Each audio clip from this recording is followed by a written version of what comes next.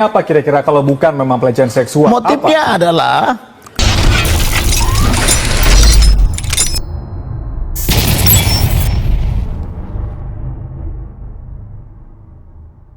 mengelola dokter, ribuan dokter dari dokter umum sampai profesor dokter kan begitu ya. 117 rumah sakit saya jadi legalnya. Dia tentu harus tahu ketika kuliah ciri-ciri wanita diperkosa. Pertama harus dia lakukan visum et repertum khususnya terhadap alat kelaminnya. Bang Kamar. Kemudian ada visum psikiatrum. Kemudian ada saksi dan sebagainya, ada pemeriksaan psikolog dan sebagainya. Nah ini kenapa tidak dilakukan? Jadi motifnya apa kira-kira kalau bukan memang pelecehan seksual? Motifnya adalah masih ada rahasia orang ini yang masih saya rahasiakan sampai nanti di pengadilan. Dan tahu itu?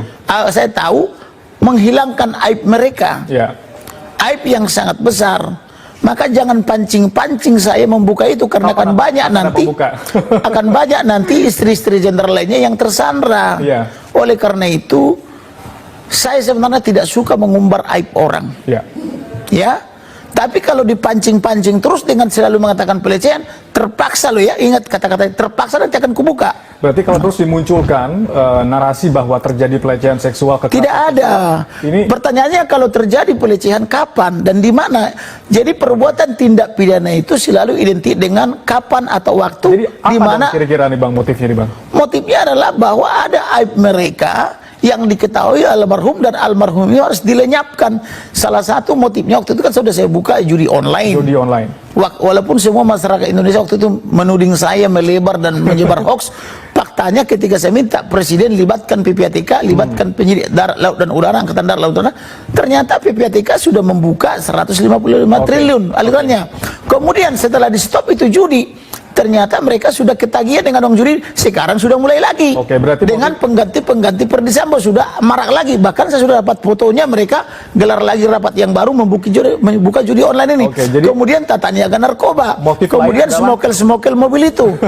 Motif lain adalah adanya aib ini berupa judi online itu tadi. Ini kan cara-cara mafia, mereka melenyapkan saksi, menghilangkan bukti. Ini cara-cara mafia supaya mereka tetap eksis, kan begitu.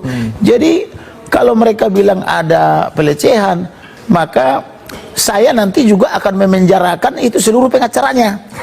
Karena pengacara kan ngerti hukum.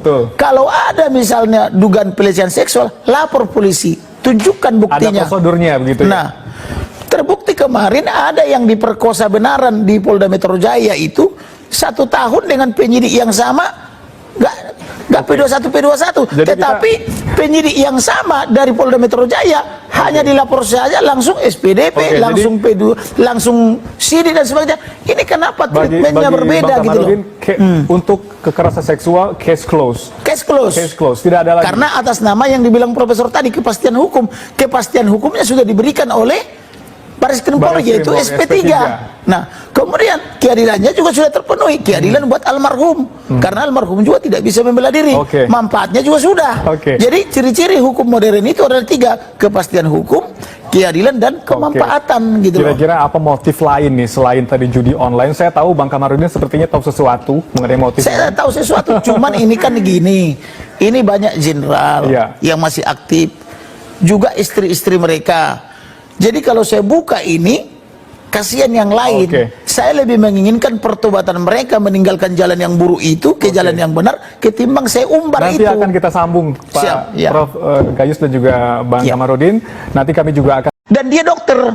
Tentulah seorang dokter memahami ilmu kedokteran secara umum, karena saya